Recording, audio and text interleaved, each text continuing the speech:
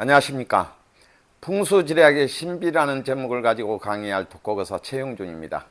오늘은 요고가협과 금반가협과 주수가협과 지수가협이 이 네 개를 가지고 강의를 해드리겠습니다. 요고가협이라 하는 것은 무엇이냐?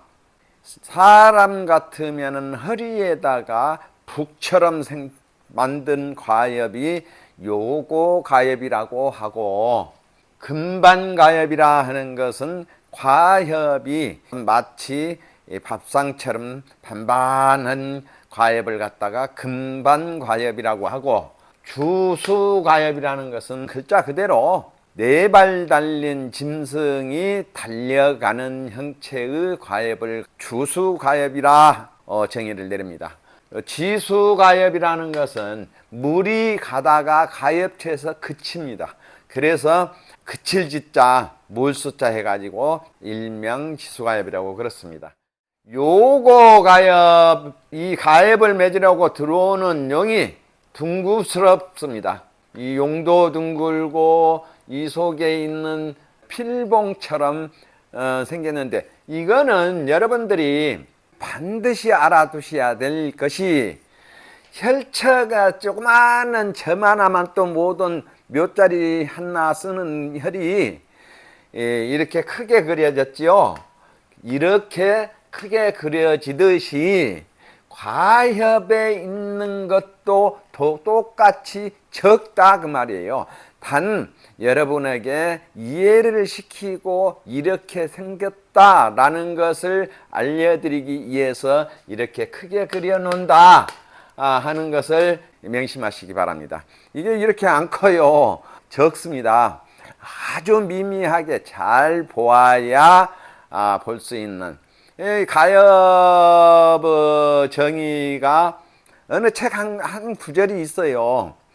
벌봉자에서 봉요가협이라, 요고가협이라, 마적가협이라 그러는데, 맞습니다. 맞기는 학실처럼 하금 무릎처럼 생기고 벌의 허리처럼 생겼다 라고만 사람들이 알아요. 천만이 맞습니다. 천태만상으로 생겼는데, 그 중에서 뚜렷하게 명칭을 나타내서 내어주는 것이 64가협입니다.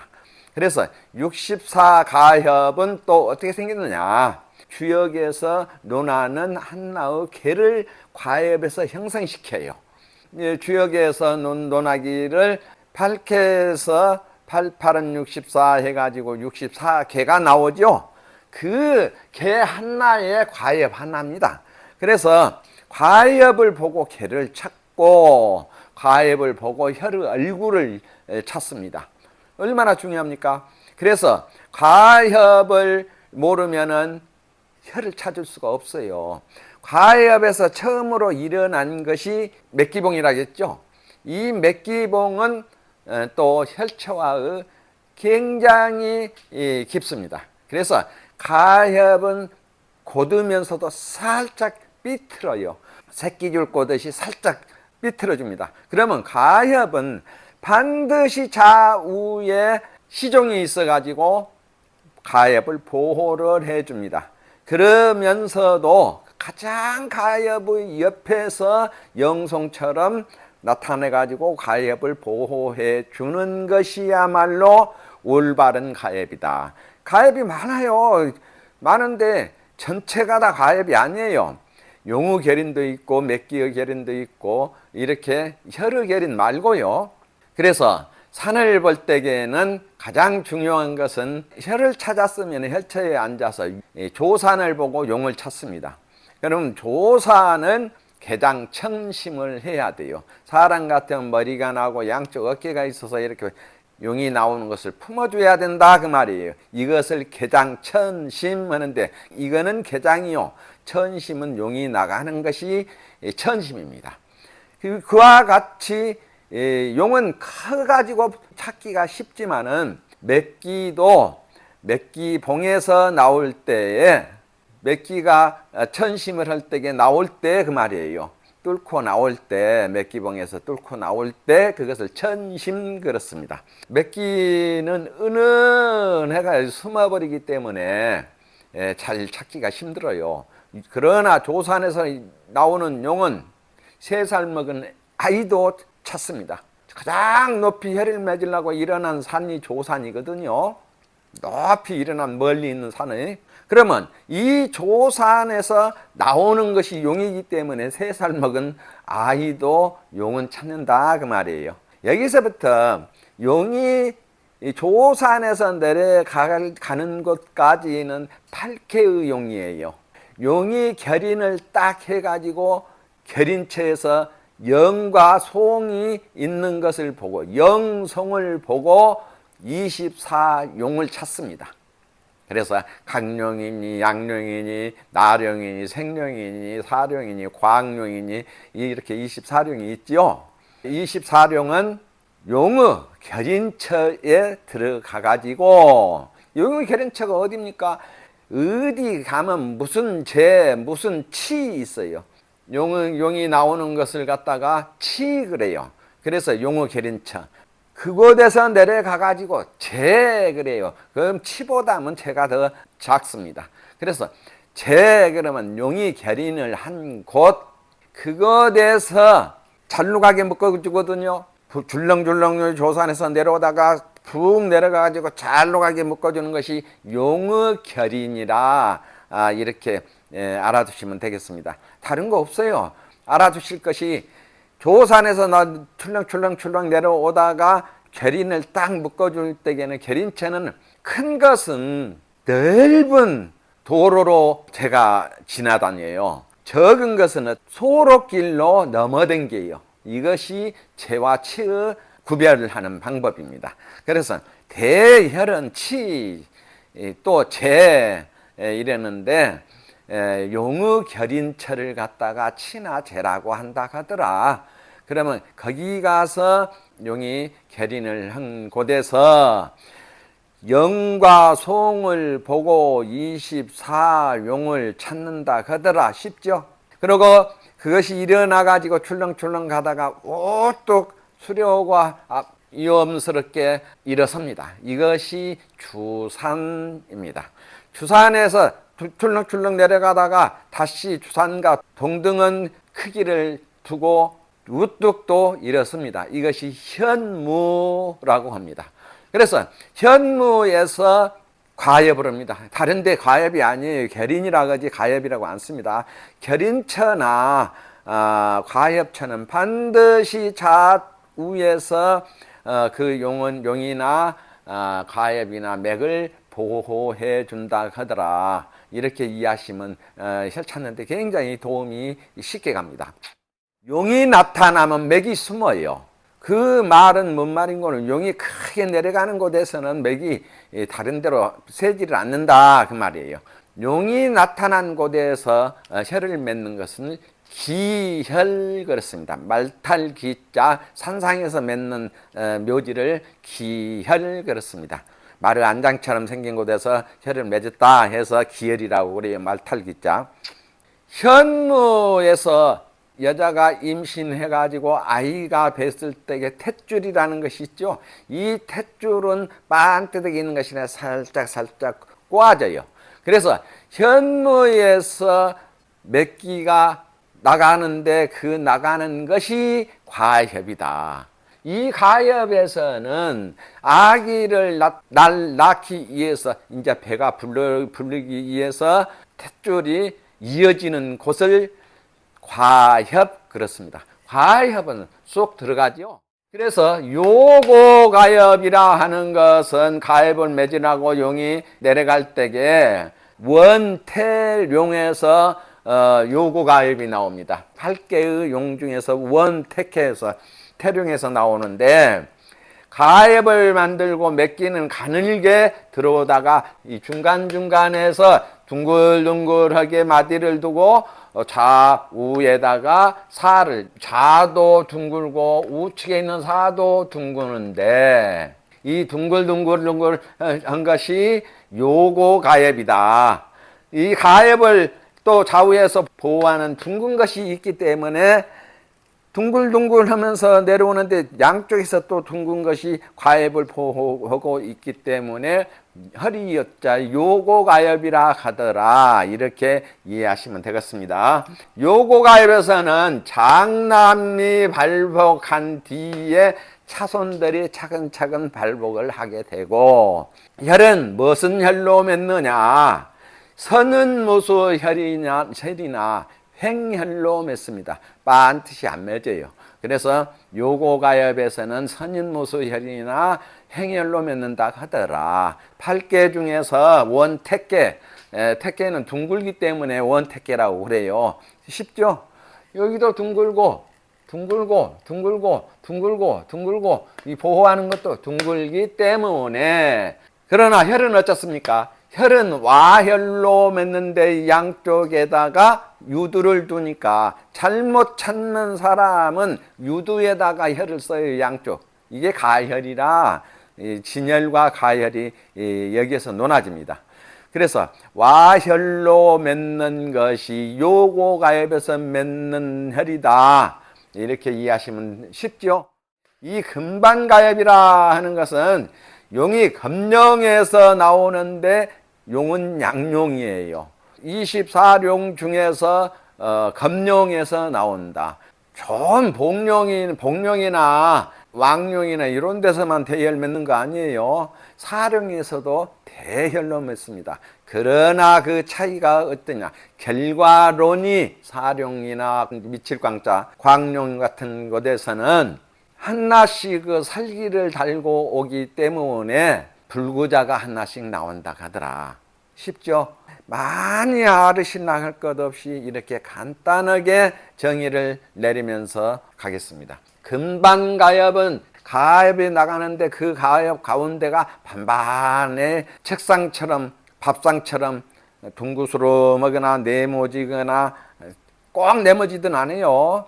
그와 같이 반반하다 하더라. 이것이 금반가엽이다. 그러면 양쪽 가에서 영과 송이 보호해 주는 것도 반반하게 은은하게 나가서 그 가엽을 보호해 줍니다. 그것이 금반가엽이라. 그러면 금반가엽에서는 24령으로는 금령인데 8개로는 이것도 원택계에서 나옵니다. 내려오면서 용이 수척합니다. 영성은 둥글어요. 그러면서 가엽은 반반하고 이것이 금반가엽이라고 하더라. 혈을 들어오고 맺으려고 들어오는 용이 원택계의 용이면서 또 사상으로는 노양용이요. 노양용으로 들어오면서 금반가엽은 8개로는 택천계가 됩니다. 그래서 이 교대에서는 무엇이 나오냐? 문간과 무간이 간간이 나오는데 옥두혈이나 금반혈로 맺습니다. 옥두혈이나 금반혈로 맺고 또 그렇지 않으면 길게 뻗어 내려가서 금체혈, 여자의 비녀, 옛날에는 비녀를 꽂았거든요. 그래서 여자의 비녀혈, 금체혈이나 이렇게 맺는다 하더라. 이렇게 이해하시면 되겠고요. 주수가엽은 네 발 달린 짐승이 달려가는 가엽이에요. 그러면 혈은 어떻습니까? 혈도 그와 같은 것을 만나야 가엽처는 혈처의 얼굴이다 그랬거든요. 그래서 주수가엽에서는 24가지의 짐승의 네 발 달린 짐승의 혈로 맺는다. 음양으로는 이것도 양용이에요. 그리고 이 사상으로는 노양용이 되고 8개로는 이것도 역시 원택해가 되는데 24용으로는 병용입니다. 달려가고 흩어지고 한쪽이 비결함이 생기기 때문에 병용이라고 그래요. 그러면 진실은 가엽은 내려오다가 이것이 진실은 가엽을 이루어 주었다. 이 달려가고 흐트러지고 휘날리는 것 같은 것이 이 가엽을 감싸준다. 양쪽에서.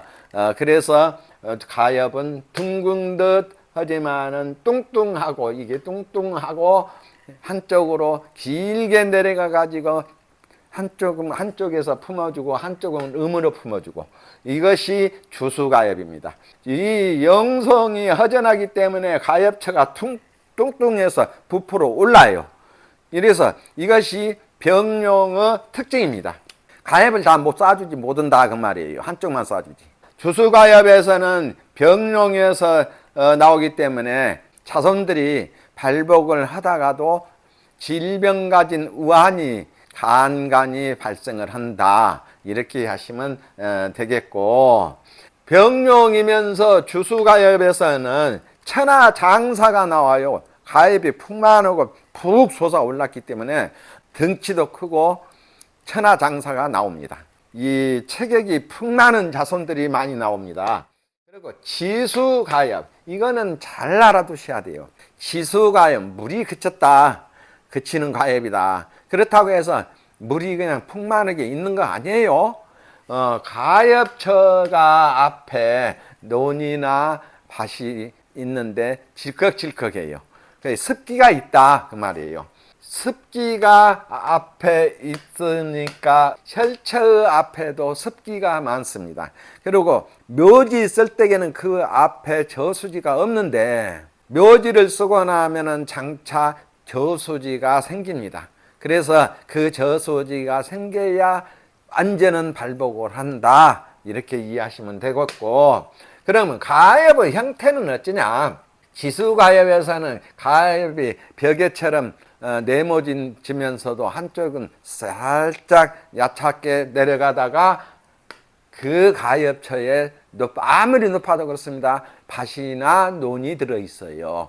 그래서 그것을 건너가는 것이 지수가엽이다. 대와혈로 맺어요. 여기가 공허하기 때문에 대와로 맺는데 그 형체가 특이합니다. 음양으로는 양룡이요. 그리고 사상으로는 노양룡이 되고 24룡은 복룡이 된다. 이렇게 하시면 쓰고, 용은 둥글고 영성은 흘러가는 물을 영성이 막아줍니다. 지수가엽에서는 문무가 겸전하고 재물도 많고, 그러나 한 가지 잘 못 쓰면은 물이 든다. 제어를 잘 해서 묘지를 써야 된다. 대와이기 때문에 와처가 너무 넓어요. 스턴사들이 말하기를 자리는 좋다마는 혈찾기가 어렵구나, 이런 것을 두고 하는 말입니다. 보통 사람은 못 찾겠구나, 이렇게 결론에 써졌죠.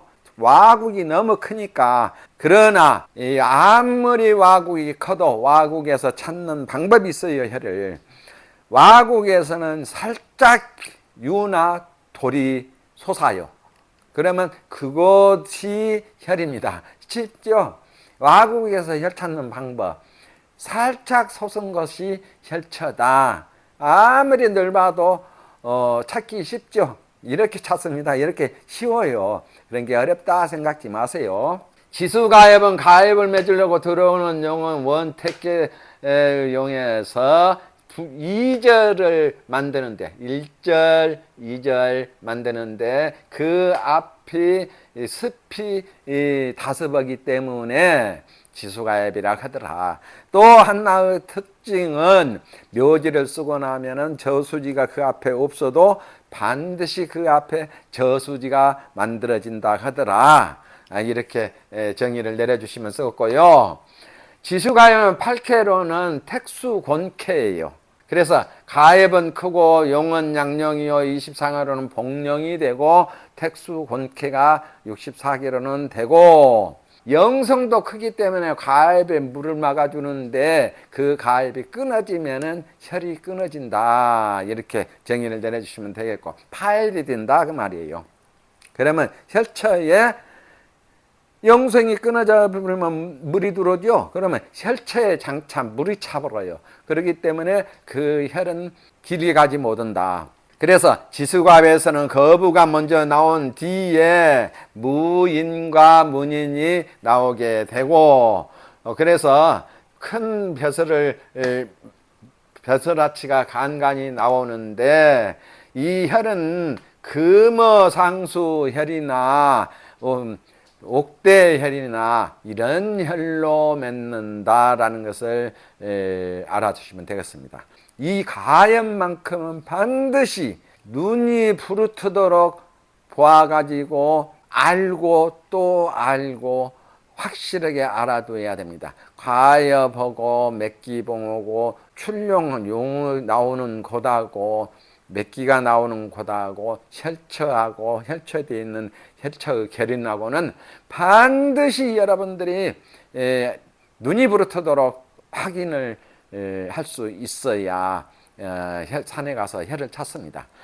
아무리 혼자는 절대 힘들어요. 아무리 뛰어난 천재라 하더라도 혼자 산에 가서 나이가 보여. 무엇을 보여요? 보기는 무엇을 봐요? 절대 여러분들 그런 경험이 많죠. 저도 한 30여 년 그런 허송세월을 보냈습니다마는 산에 가서 저거 기다. 마음속으로 하면 기면 뭐예요? 오행도 안 맞고 뭣도 안 맞고 아무것도 안 맞고 기도 아닌 것을 기도하고 자기 주장만 세워요. 이런 착오는 없기 바랍니다. 이런 착오가 없으려면 어떻습니까? 먼저 이기약을 한 다음에 산에 가서 형기약을 배워야 된다. 그런데 보통 사람들은 산에만 날마다 가요. 날마다 가서 무엇을 봐요. 거기는 남이 써놓은 자리도 가가지고 폐허을 못 하는데 진실하게 아는 사람은 딱 이 묘지 써놓고 무엇이 어쩌고 저쩌고 몇 대 손에서 어떻게 되고 이런 폐암을 할 줄 알아야 돼요. 그런데 아무것도 모르는데 면서 나 산 볼 줄 알아 하는 사람이 수도 없이 많습니다. 여러분은 그런 착오가 없으시기를 바라면서 혼자 1000번을 산에 가느니 잘 아는 스승님하고 3번 간 것이 낫습니다. 아는 사람은 아무 산이나 가지를 안 해요. 그 제대로 갖춰진 곳을 들어가 가지고 이거는 이렇게 생겼단다 하고 알려주기 위해서 꼭 정확하게 갖춰진 데만 들어가지 아무 산이나 들어가지 않습니다. 아무 산이나 들어가 가지고 뭘 찾게요. 그래서 지리학을 공부하시는 분들한테 제 경험으로 말씀드리면은 이기약이 첫째요, 두 번째 형기약이라 그것은 또 스스로를 깨우쳐야 된다. 내가 스스로 깨우치려면 스승님 없이는 죽었다 깨어나도 깨우치지 못한다. 진실하게 아는 사람 앞에서는 아무것도 안 보여버려요. 그렇기 때문에 반드시 진실한 많이 아는 스승님을 동반해 가지고 같이 가서 배우기를 권장해 드립니다. 그러면 여기서 마치겠습니다.